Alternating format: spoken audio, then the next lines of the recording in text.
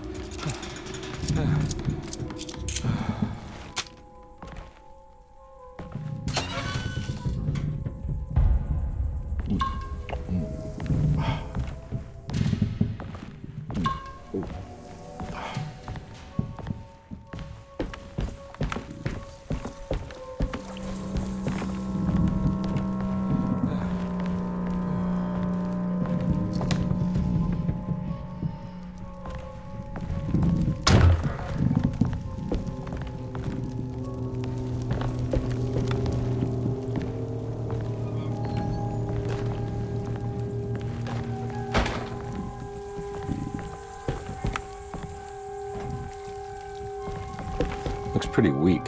I just need something to break it.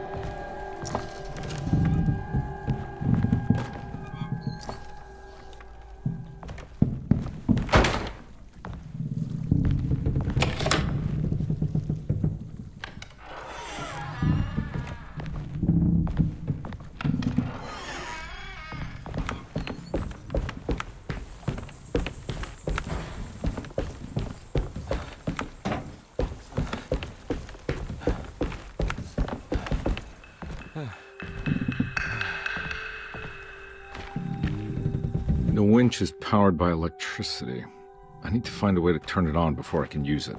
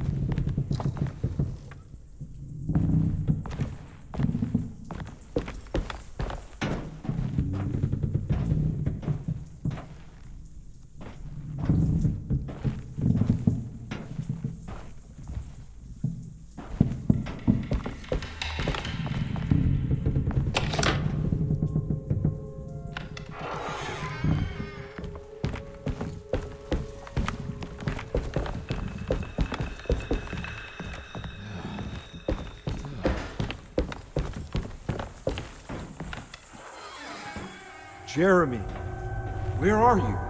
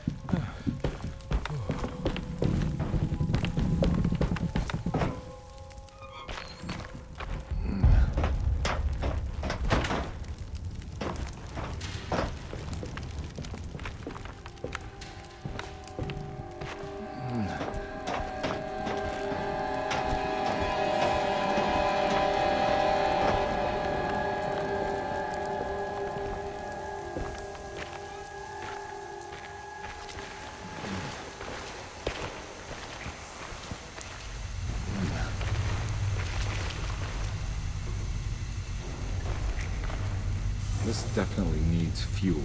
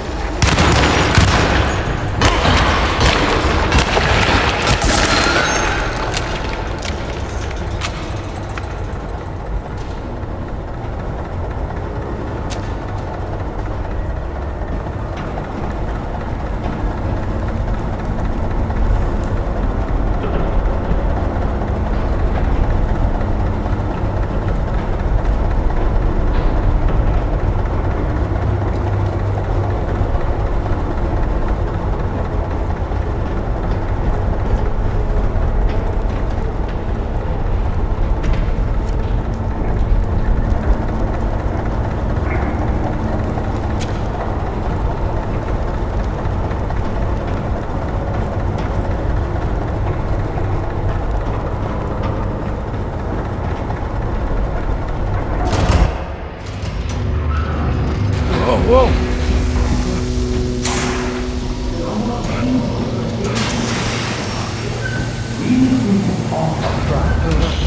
Are you ready to tell me what happened in the attic? I put a rope around my neck, and then I strangled all life from my body.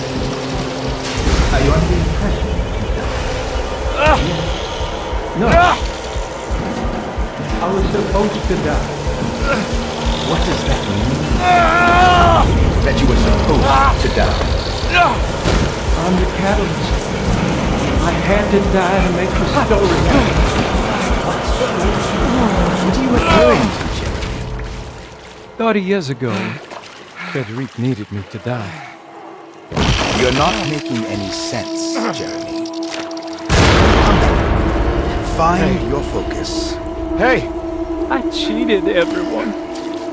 I didn't play my part. Hey! I escaped Hey! my doom. My destiny. Again, find Hey! your focus. Hey, I'm right here. What the hell is going on? Now everything is wrong. Nothing is in Hey! place. I'm right here! Calm down, Mr. Carnby. What do you want? Were you not talking to Jeremy right now? I haven't seen Jeremy all day. Are you all right, Detective? No. Actually, I don't think so. Well, maybe. I'm gonna go look for Jeremy.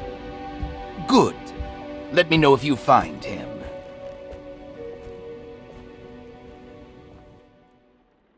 That was Jeremy's self-deceit? A steamboat stuck in the mud? I'm not gonna pretend I understand any of that. What a bunch of psychoanalytic nonsense.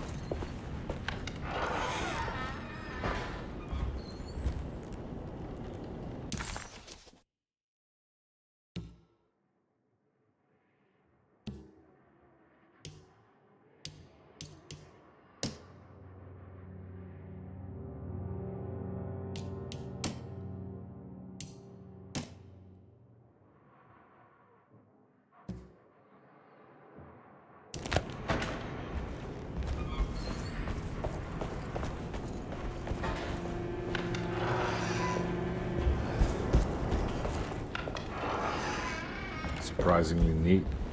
Maybe I've been selling that old barfly short. Looks like McCarthy has something hidden inside.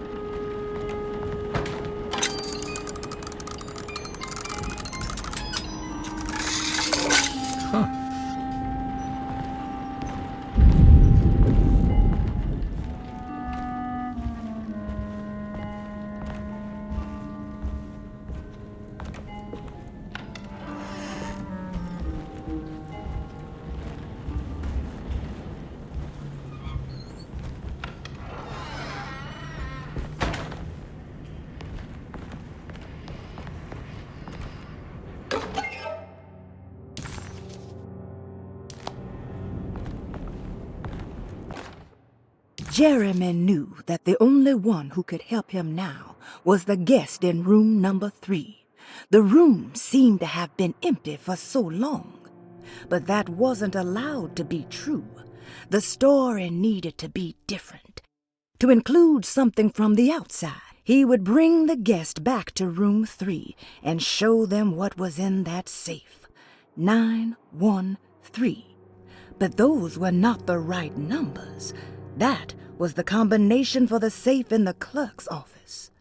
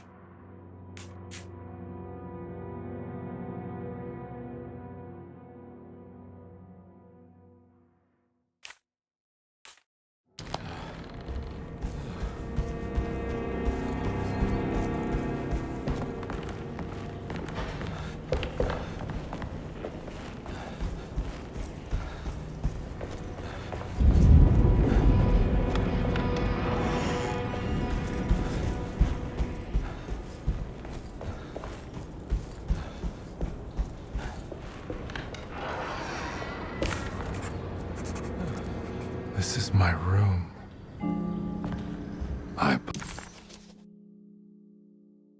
Jeremy was calling out for help, but Carnby couldn't figure out where the voice was coming from. For a moment, Carnby wondered if the boat itself was Jeremy, or if he was below it somehow. It didn't matter right now. Jeremy was clear on one thing. He wanted Carnby to get the steamboat running and out of the mud. Long here.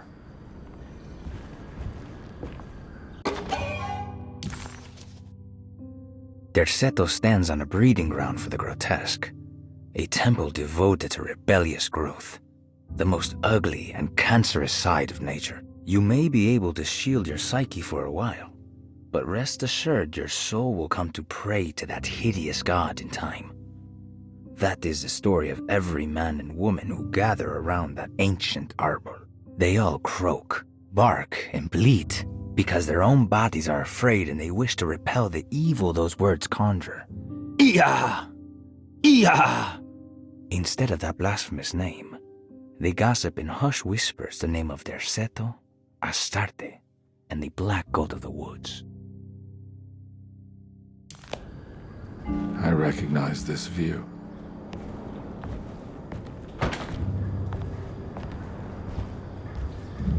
I know the combination. I carry it with me.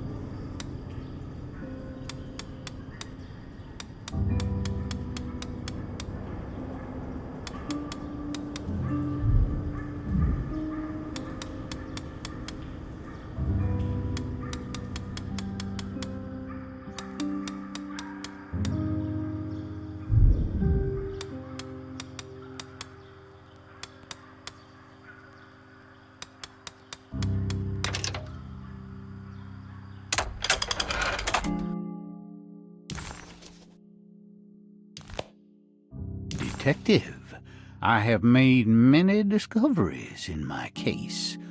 The child we want is safe, thanks to good people like me and you.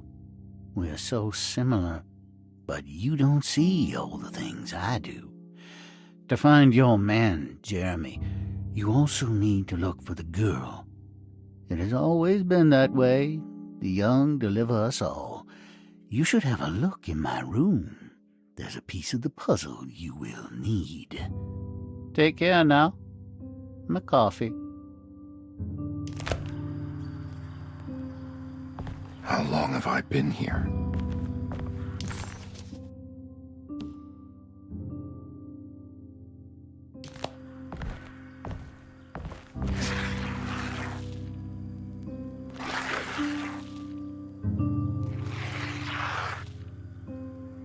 I know that number.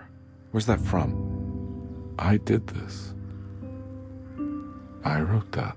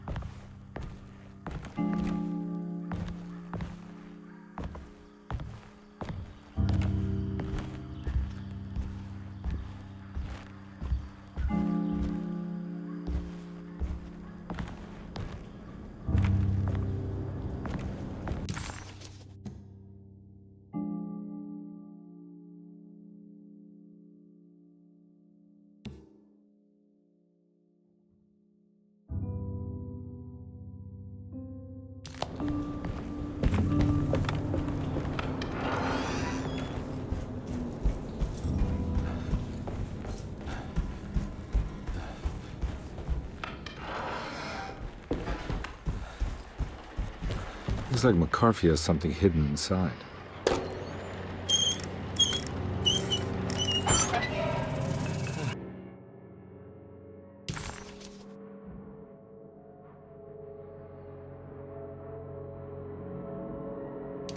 Why would McCarthy lock this up? Was he trying to keep Grace from completing this shame? If so, couldn't she have just made another drawing?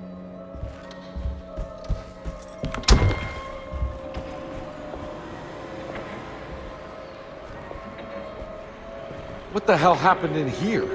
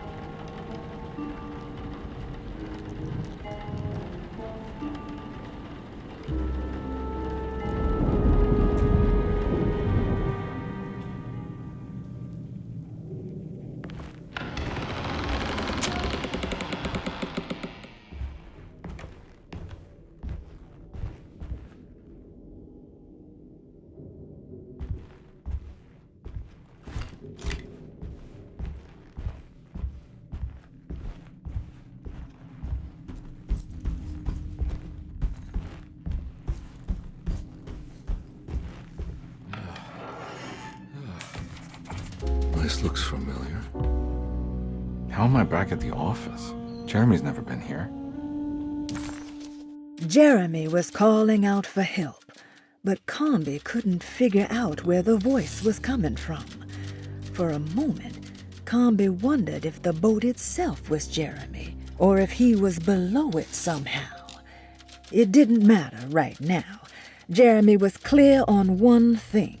He wanted Carnby to get the steamboat running and out of the mud.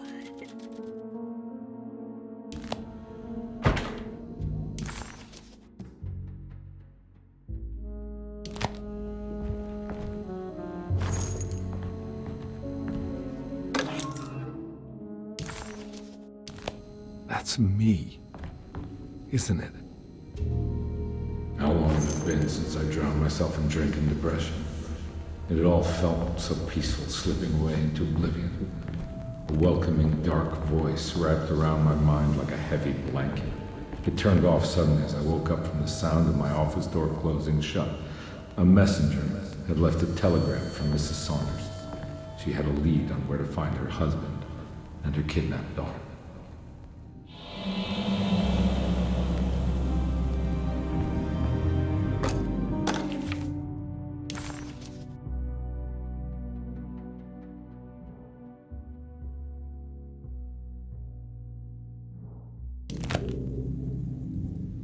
God, I used to drink so much back then.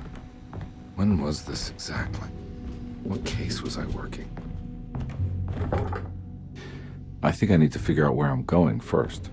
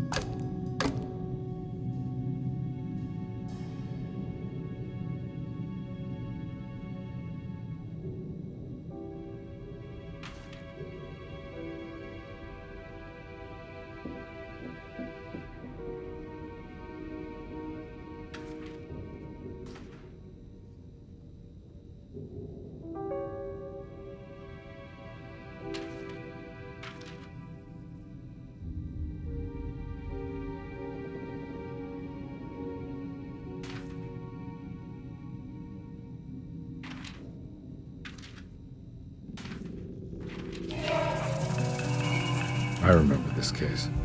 Some kid got taken by her father, headed out of state, but he had made a mistake by selling a painting that his wife actually cared about to a collector named Thornhill to fund his venture. That's how I tracked him down. At least I think so. Jeremy was calling out for help, but Carnby couldn't figure out where the voice was coming.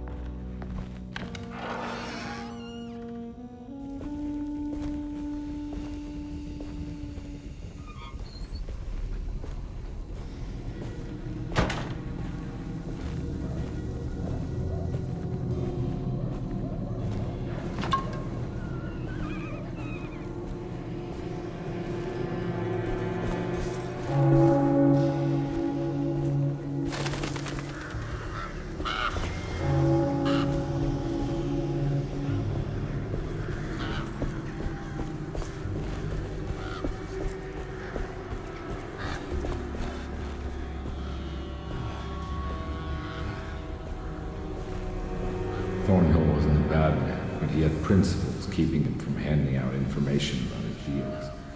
So it needed some convincing.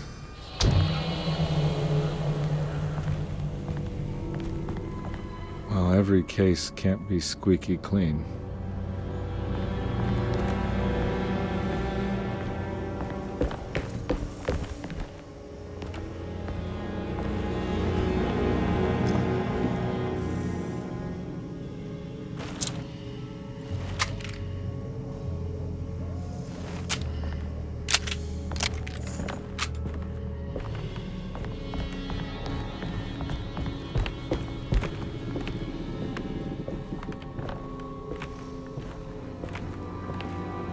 Mr. Saunders had sold a valuable painting to Thornhill, hoping the money would carry him to wherever he was going. The painting, now leaning on an easel in Thornhill's bedroom, had a certain mesmerizing gloom that seemed to call out to me, telling me I was needed for something important. I felt myself falling into the painting, only being brought back by Thornhill, thrusting an address to a Hotel St. George into my hand and asking me to get the hell out.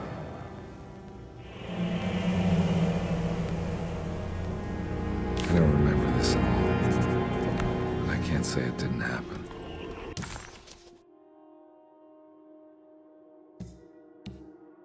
Carnby entered some new mucky dreamland of Jeremy's. A long